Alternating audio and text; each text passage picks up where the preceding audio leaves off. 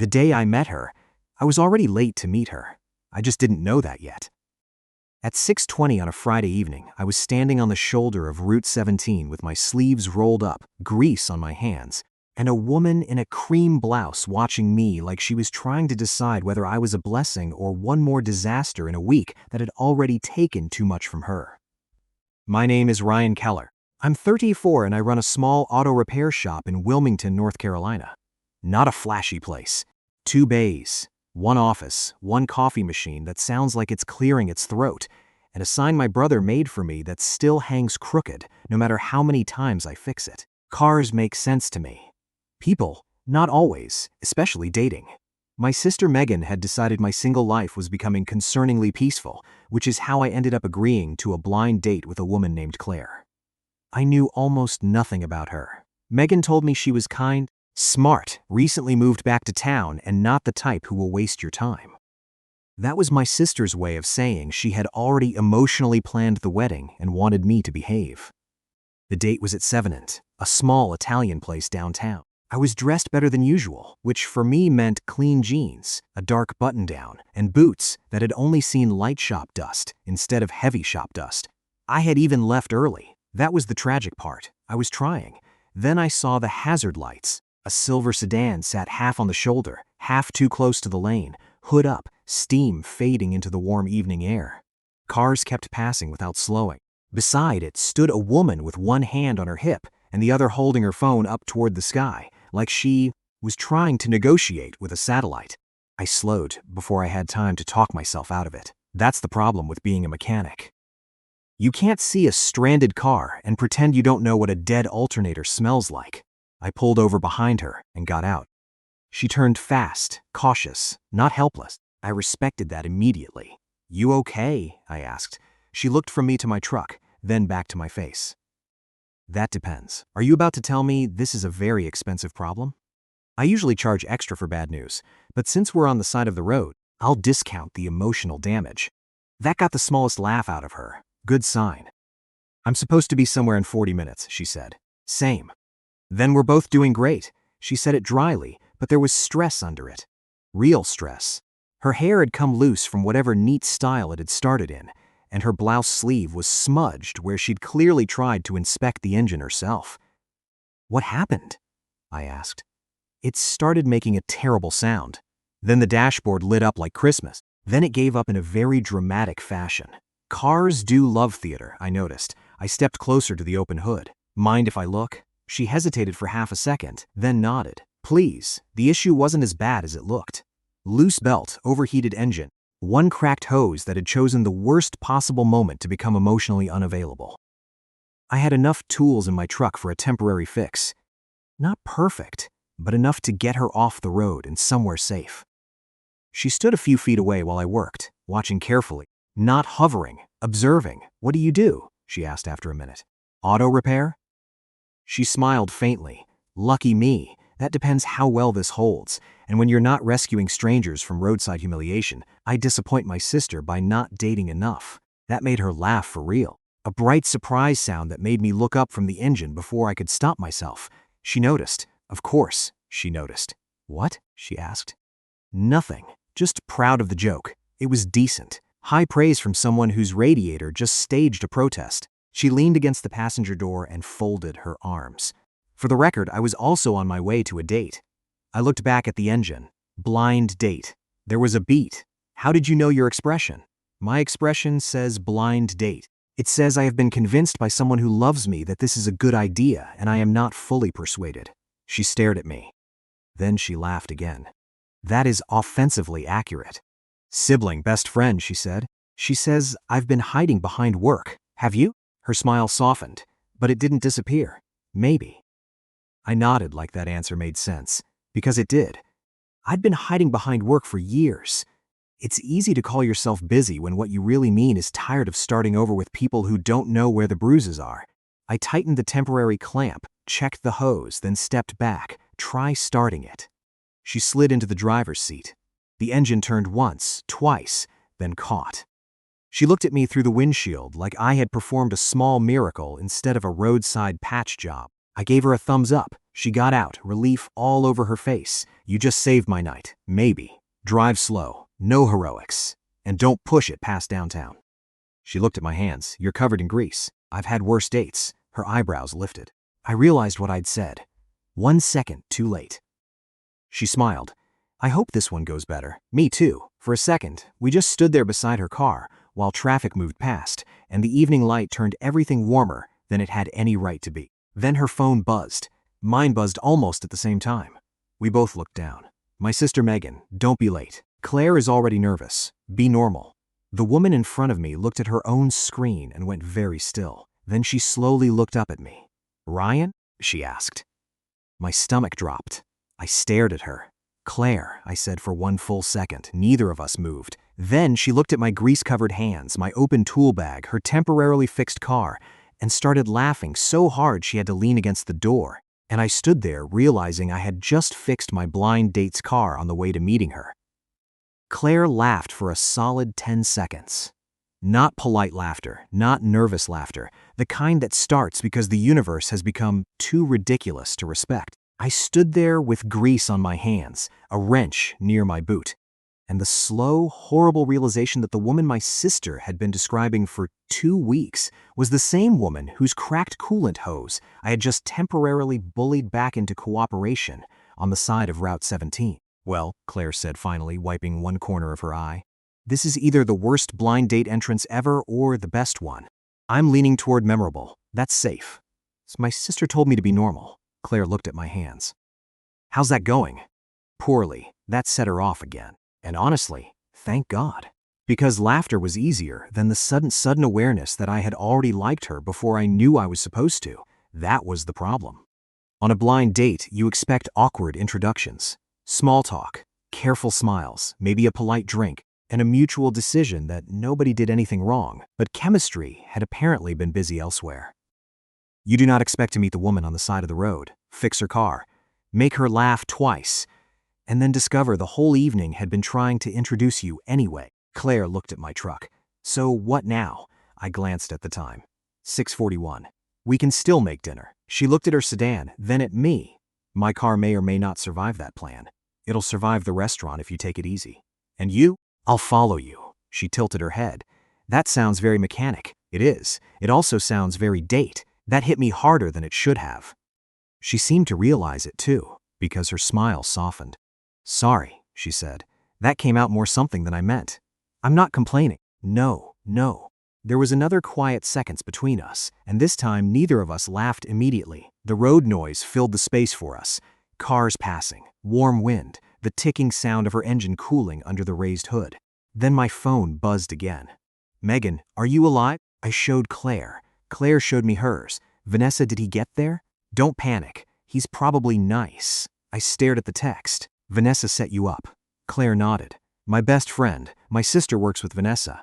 Of course she does. Small-town conspiracy apparently with automotive complications. I sent Megan one message. I found her. Long story. We're coming. Then I closed the hood of Claire's car and said, okay, keep it under 40 if you can. If the temperature gauge climbs, pull over immediately. Yes, sir. I looked at her. She smiled like she knew exactly what that did and regretted nothing. Dangerous woman. The drive downtown was slow, ridiculous, and strangely intimate for 2 people in separate cars. I stayed behind her the whole way, watching her brake lights, checking for steam, knowing this was the least romantic escort in the history of first dates and somehow more romantic than any restaurant entrance I could have planned. When we pulled into the lot behind the Italian place, Claire got out first. Her car had held. Barely, she pointed at it. Please tell me I'm allowed to be proud. You may be proud of following basic instructions. Romance is alive. I'm warming up. She laughed, then looked me over. That was when I remembered I was still not exactly date ready. My shirt had a grease mark near the cuff. My hands were worse. There was probably a streak near my jaw, because life enjoys details. Claire noticed all of it. You look like you fought my car and won, she said. That is accurate. Do you want to reschedule? I expected relief at the option. Instead, the thought disappointed me. So, I said, only if you do. She shook her head almost immediately. No, that one word landed clean. Good, I said. Her smile turned smaller, warmer. Good. Inside. The restaurant was exactly the kind of place my sister would pick for me. Soft lights, red brick walls, candles, and little glass cups. Enough noise to avoid awkward silence, but not enough to hide from conversation. The hostess looked between us and said, "Reservation Keller," I said. She checked the tablet. "Two?" Claire lifted a hand, "If the car allows it." The hostess blinked. I said, "Long story." Claire leaned slightly toward her and whispered, "He fixed my car on the way here." The hostess looked at me, then back at Claire, then smiled like she had just decided this was better than whatever drama she usually heard at the host stand. "Right this way." The first 15 minutes were easy, too easy. We ordered water first because apparently roadside stress is dehydrating. Claire told me she had moved back to Wilmington 6 months earlier, after leaving a project management job in Raleigh that had swallowed her life whole. I told her about the shop, my brother, my sister's lifelong belief that she could improve everyone by force. Claire smiled into her glass. "Vanessa says I hide behind competence. That sounds related. She says I make lists so I don't have to feel things. Do you?" She looked at me over the candlelight. Sometimes I nodded. "I fix cars." "That's not an answer." "It is if you understand mechanics." Her smile came slowly. Then she asked, "So what are you hiding from?" That was not first date small talk, but then again, this date had started with a cracked hose, and both of us stranded inside someone else's plan. I looked down at my hands, cleaner now, but still faintly stained around the nails. "Starting over badly," I said. Claire's face softened. I didn't mean to say more, but somehow I did. I was engaged once, 3 years ago. It ended quietly, which sounds easier than it is. No big betrayal, no scream. Just one day realizing she had been picturing a life that looked nothing like mine, and I had been trying to become someone who fit it. Claire didn't interrupt. That made it easier and harder. So after that, I said I stayed busy. Work is useful. People bring me problems I can actually solve. She glanced toward the window where her car was probably resting under divine supervision. "And then tonight," she said softly, "I brought you one." I smiled. Yours was refreshingly literal. That made her laugh, but her eyes stayed gentle. Then she leaned forward slightly and said, "For what it's worth, I'm glad. It was you who pulled over. That should have been a simple thank you." It wasn't. Not with the way she said it. Not with the candlelight catching her face, and the strange feeling that the blind date had ended before it began, and something more honest had taken its place on the shoulder of a highway. Before I could answer, the waiter arrived with bread. Claire looked at the basket, then at me, and said, "Important question. Go ahead. If this goes badly, do we blame the setup, the car, or the bread?" I picked up a piece. The bread deserves a chance to defend itself. She smiled, and for the first time in a long time, I stopped thinking about starting over badly. I started wondering what it would feel like to start over. Right? The bread defended itself well. So did the evening. By the time our food arrived, the date had stopped feeling blunt, maybe because we had already passed the usual first date performance stage somewhere on Route 17. It is hard to pretend you are smoother than you are when a woman has watched you wipe coolant off your forearm with a fast food napkin. Claire, to her credit, seemed to like me better for it. She was funny in a quieter way than I expected. Not loud, not performative, more like she had spent a long time observing people carefully and had developed very specific theories as a survival skill.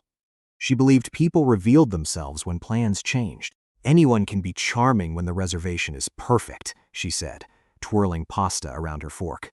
"But if the car breaks down, the order comes out wrong, or the flight gets delayed, that's when you meet the real person." I smiled. "And who did you meet on the shoulder of the road?" She pretended to think about it. "A man who carries tools in his truck, makes dry jokes under pressure, and gives instructions like a very polite hostage negotiator." That sounds flattering. It is mostly. You did say no heroics, like I was about to enter a car chase. You looked determined. I was wearing a cream blouse and emotional distress. Dangerous combination. She laughed, and the sound felt easier now. Familiar, too fast. That was what I kept noticing. The speed of comfort. The strange absence of effort. I told her about my shop. The old regular who brought donuts every Friday and then complained if we ate too many. My brother who worked the front desk twice a week and treated every customer like a cousin he had personally been assigned. The 1968 Mustang I had been restoring for a retired teacher who visited once a month just to sit in the driver's seat and tell me about her late husband. Claire listened, like the details mattered. Not waiting for a turn, not performing interest listening. Then she told me why she had moved back. Not all at once, piece by piece. Raleigh had been good on paper, senior role, better salary, nice apartment, calendar full enough to make loneliness look productive. Then her father had a health scare. Minor in the end, thank God, but enough to remind her that life does not politely wait for you to finish being impressive. She came home for what was supposed to be 2 weeks. Then she looked around at her parents, her old town, her own exhausted reflection in the bathroom mirror, and realized she was tired of building a life that looked good from far away and felt empty up close. "So I quit," she said. "Just like that?" She smiled. "No, I made a spreadsheet first, then I quit. That seems on brand. You've known me for 90 minutes. I'm learning fast." She looked at me for a second longer than necessary. Then her expression softened. "I'm trying to." That sentence landed somewhere quieter. Not flirtation exactly, something better. Toward the end of dinner, my phone buzzed. I glanced at the screen. "Megan, do not mess this up. Vanessa says Claire is laughing." I stared at it. Claire watched my face. "Your sister?" Unfortunately, she held out her hand. "Show me." "No." "That means yes." I turned the phone so she could read it. Claire laughed so hard the couple at the next table looked over. Then her phone buzzed. She opened it, sighed, and showed me. "Vanessa, he fixed your car." "Claire, that's basically a Hallmark movie with better labor skills." I leaned back. "Better labor skills is going on my tombstone." Claire wiped at the corner of her eye. "I'm sorry. I hate that she's right. I'm choosing not to examine that too closely." Wise. We paid separately because it was a first date and neither of us wanted the other trapped in some weird etiquette performance. Outside, the night had cooled. Downtown lights reflected on the pavement and her silver sedan sat in the lot under a street lamp like a questionable witness. I walked her to it. "Moment of truth," she said. The engine started. No warning light, no steam. She looked genuinely proud. "See, I followed instructions for now. You're very suspicious. I know cars and people less." Her smile gentled. "Same." Claire leaned against her car, arms folded lightly, looking at me with that calm, careful expression again. "Can I ask you something without making this weird given how we met? I think weird has been normalized." She nodded once, accepting that. "If you hadn't found out I was your date, would you have asked for my number?" I looked at her. The honest answer came faster than I expected. "Yes." Her face changed just a little, even covered in grease, especially then. "You laughed at my Home Depot discount emotional damage line. That was a strong opening. You also called cars theatrical." "They are. I respect that in a woman." She smiled, but her eyes stayed on mine. "And you?" I asked if you hadn't been my date. "Yes." She took a breath, then said, "I would have hoped you asked. That did absolutely nothing useful to my pulse." A car passed behind us. Somewhere down the street, a group of people left a bar, laughing too loudly. The normal world continued, completely unaware that a first date had quietly become something neither of us wanted to end. I stepped a little closer. Not too close, just enough for the space to change. Claire noticed. "Of course," she did. "I should probably let you go," she said. "You should probably drive straight home before that hose remembers it's temporary." Very romantic. "I'm trying to keep you alive long enough for a second date." That stopped her. Then she smiled slowly. "A second date? If the mechanic passes inspection, I'm still evaluating." "Fair." She looked down once, then back up. "Saturday? That soon? Unless you need more time to prepare additional roadside material." "I have a whole set on tire pressure." Tempting. We exchanged a look that said more than the conversation did. Then Claire stepped closer too, and for a moment I thought she might kiss me. I wanted her to. That surprised me. Not because she wasn't beautiful or interesting or easy to like, because wanting something new had felt dangerous for so long that I almost didn't recognize it when it showed up without warning lights. But then her car made a small clicking sound. We both looked at it. Claire closed her eyes. "Absolutely not," I laughed. She opened one eye. "Do not laugh at my suffering. I'm laughing at timing.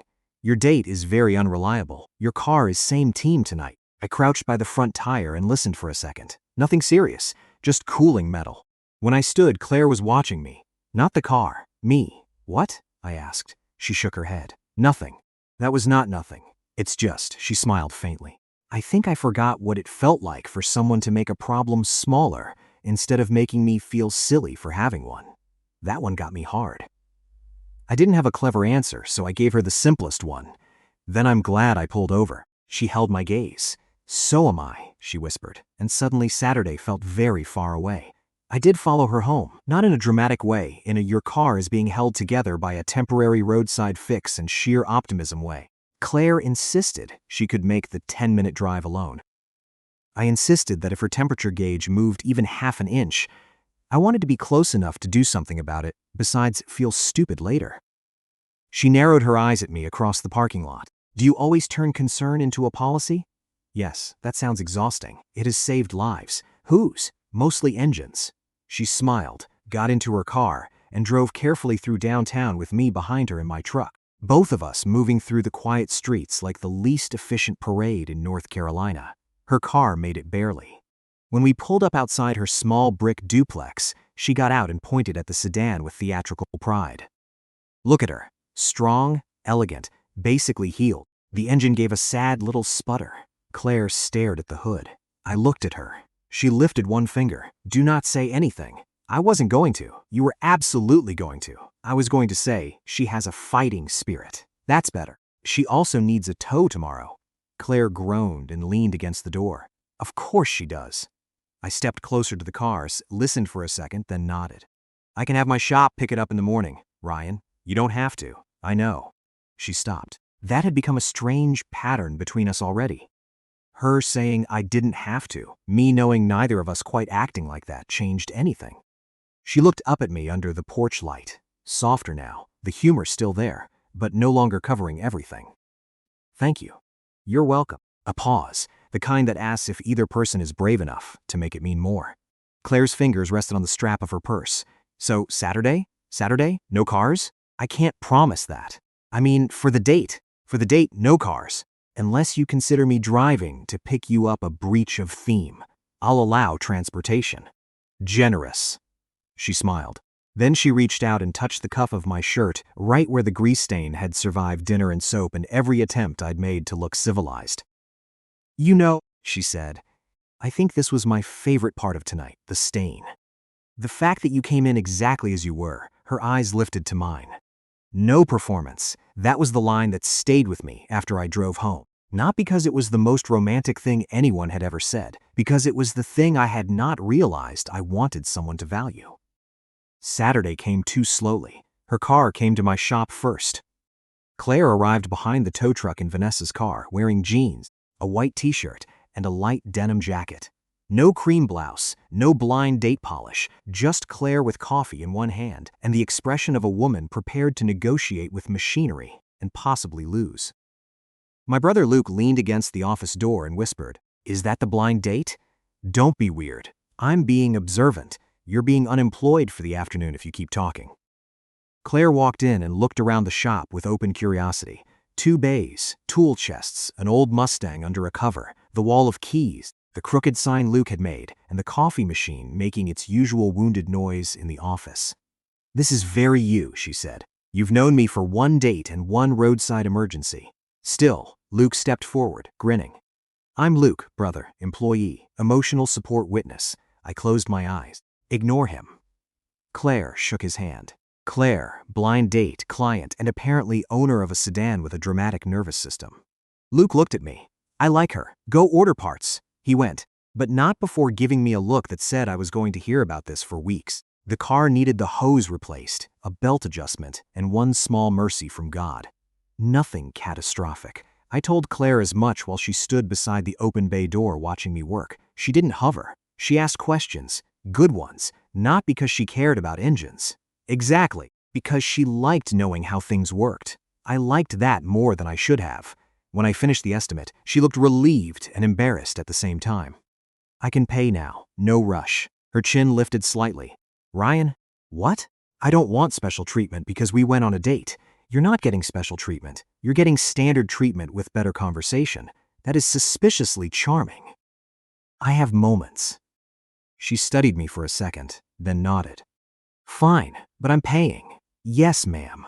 Her eyes narrowed. That tone is dangerous. Noted. By late afternoon, the car was fixed enough to stay at the shop overnight for a final check, and I had exactly 40 minutes to go home, shower, and become date ready for a woman who had now seen me in my actual habitat and still seemed interested. Our second date was supposed to be simple. Seafood place by the water, no road shoulders, no engines, no family conspirators, and for most of the evening, it was perfect. Claire told me about her father's health scare, the job she left, the weird relief and guilt of starting over in a place where people still remembered who she used to be. I told her about my engagement ending, about the shop nearly failing the first year, about how easy it was to make work sound noble when sometimes it was just hiding. The more we talked, the less it felt like a second date. It felt like we were catching up to something that had started before we knew each other's names. After dinner, we walked along the Riverwalk with ice cream because Claire claimed serious emotional conversations required sugar afterward. The air smelled like salt and fried food. Boats rocked softly in the marina. The sky had gone purple over the water. She stopped near the railing and looked out at the boats. "What?" I asked. She smiled without turning. "I was just thinking. That sounds dangerous." "It is." She looked at me then. "I'm trying to decide if this feels easy because it's real, or because we're both relieved the first date wasn't awful. Could be both. That's a diplomatic answer. I run a business. You fix cars. Same thing, more yelling." She laughed, then went quiet again. When she spoke, her voice was softer. "I don't want to make something bigger than it is, just because the story is cute." I nodded. That was fair. The way we met was cute, ridiculous, even the kind of thing people would tell at dinners if it worked out and quietly edit out if it didn't. But she was right. A good story was not the same thing as a good foundation. So I said, "Then don't." She turned toward me fully. I stepped closer, but not enough to crowd her. "Let the story be cute. We can be honest." Claire looked at me for a long second. Then she whispered, "And honestly, yeah, I really like you." That hit me clean in the chest. No games, no performance, no careful first date varnish. Just the truth, standing there with melted ice cream in one hand and marina lights behind her. "I really like you too," I said. She smiled, but there was a little nervousness under it now. The good kind, the kind that means something might matter. I reached up slowly and brushed a strand of hair away from her cheek, giving her every chance to step back. She didn't. So I kissed her, soft at first, careful. Then she leaned into it, one hand resting lightly against my chest, and the whole strange chain of events. Megan, Vanessa, the dead hose, the blind reservation, the roadside shoulder, collapsed into one simple thing that made more sense than any of it should have. When we pulled apart, Claire let out a small breath and looked at me like she was trying not to smile too hard. "Well," she said, "that sounded like a review." It was. And she looked toward the marina, then back at me. "5 stars," she said. "Better labor skills than Hallmark." I laughed. Then my phone buzzed. I checked it. "Megan, how's the second date going?" Claire's phone buzzed a second later. She looked down inside. "Vanessa, we showed each other the screens at the same time. Vanessa, if he kisses you tonight, I want credit." Claire closed her eyes. "I am going to block her." I looked at her. "You don't have to answer." "Oh, I'm answering." She typed fast, smiled to herself, and showed me before sending. He did. "You get no credit." I laughed so hard. A couple walking past glanced over. Claire sent it. Then she looked up at me, still smiling, and said, "So now what?" And for the first time in years, the answer didn't scare me. Not because I knew exactly where this was going. Because I wanted to find out. Claire's question stayed with me the whole drive home. So now what? Not because I didn't know what I wanted. Because wanting something after a long season of being careful feels strange at first. Like walking on a road you used to avoid and realizing it was never blocked. You had just gotten used to turning away. The next morning, her sedan was ready. I texted her a picture of the finished repair, mostly because that felt professional. She answered, "Is it emotionally stable now?" I wrote back, "More than either of us." 3 dots appeared, disappeared. Then that feels accurate. Also, I miss it. I stared at the screen for a second, longer than a mechanic should stare at a text about a sedan. Then another message came in, and maybe you, too. But don't get weird. I laughed in the office, so loudly Luke leaned around the doorframe. Good news from the dramatic nervous system. Go rotate something. I'm sensing romance. I'm sensing unemployment. He left grinning. Claire came by after lunch to pick up the car. She walked into the shop wearing sunglasses, a soft green dress, and the kind of smile that made my brother suddenly become very interested in inventory in the back room. I handed her the keys. All fixed. She took them but didn't leave. Instead, she looked around the shop, then at me. So, this is where the magic happens. The phrase magic is doing a lot of work. No, I mean it. She glanced at the bay, the tools, the old Mustang, the crooked sign. You make broken things safe again. That hit me harder than it should have because she wasn't only talking about cars. Not entirely. Over the next few weeks, we kept seeing each other. Not every night. Not too fast, but intentionally dinner on Thursdays. Coffee when her car was definitely not broken. A Saturday morning at the farmer's market where she bought peaches and accused me of choosing tomatoes with mechanical suspicion. A movie night where she fell asleep halfway through and woke up offended that I hadn't paused it for her. I liked the pace. More than that, I trusted it. We weren't rushing just because our first meeting sounded like something out of a ridiculous romantic comedy. We were building something in ordinary time that mattered. A month later, Claire came with me to a small cookout at Megan's house. Megan opened the door, saw Claire, and immediately said, "I'd like everyone to remember I caused this." Claire smiled sweetly. "You introduced us to the idea. My coolant hose did the real work." Megan looked at me. "I love her. Control yourself." No. By the end of the night, Claire was sitting on the back porch with my sister, laughing like they had known each other for years. I watched from the kitchen doorway with a plate in my hand and felt something settle in me that I hadn't felt in a long time. Not excitement, something better. Peace with a pulse. 2 months later, I met her parents. Her father looked at me across the dinner table and asked, "So you're the man who fixed the car?" "Yes, sir." He nodded seriously. "Good. That thing has been testing our family for years." Claire groaned. "Dad," her mother smiled at me. "We're glad you pulled over." I looked at Claire. She was already looking at me. "Me too." I said that became the quiet truth of us. We were both glad I pulled over. 6 months later, Claire had a bad week at work. Nothing dramatic, just the kind of slow pressure that makes a person go silent before they realize they're doing it. She came to the shop after closing, sat on the office couch, and said, "I don't need you to fix anything." I put down the invoice I was holding. "Okay, I just need to sit somewhere that doesn't expect me to be impressive." So, I sat beside her. No advice, no solution, no heroic speech. Just my shoulder against hers, the smell of oil and coffee in the office, and the sound of the shop settling around us. After a while, she reached for my hand and whispered, "This is why it scared me." "What? You?" She looked at me then. "You make things feel possible without making me feel pressured to become someone else." I didn't know what to say to that. So, I kissed her forehead and said, "Stay as difficult as you are." She laughed into my shoulder. A year later, she moved in, not because of a grand crisis, because one Sunday, she opened the cabinet in my kitchen, saw her favorite tea next to my coffee, and said, "You know, I basically live here already, right?" I looked around at her books, her sweater on my chair, her shoes by the door, and the grocery list on my fridge written in her handwriting.